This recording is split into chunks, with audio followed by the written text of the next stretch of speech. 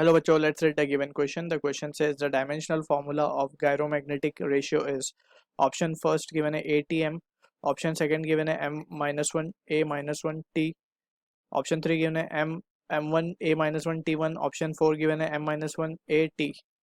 So सबसे पहले तो we need to understand what exactly is the meaning of gyromagnetic ratio. So gyromagnetic ratio is the ratio of magnetic moment to the angular momentum, right?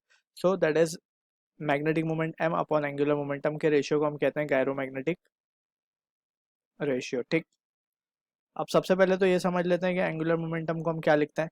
Angular momentum is basically the product of radius vector into the linear momentum. ठीक, और इसको हम इसी तरीके से लिख सकते हैं एम आर वी, ठीक है ना, या am we are in terms of magnitude we are writing.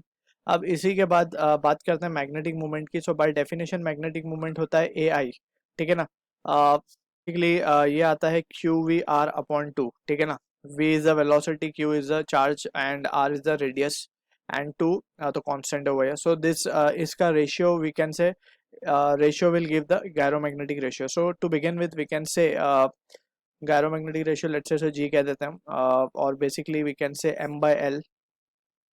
m by l क्या आएगा अगर हम m की वैल्यू सब्सटीट्यूट करते हैं यहाँ पे q v बाय 2r, सो हमारे पास जो रिजल्ट आएगा वो आएगा q बाई 2m, ठीक है ना। सो इसका जो भी डायमेंशन होगा q का, अगर हम डायमेंशन देखें so we can write ampere into time, या एम्पियर सेकेंड होता है बेसिकली कूलम, ठीक है।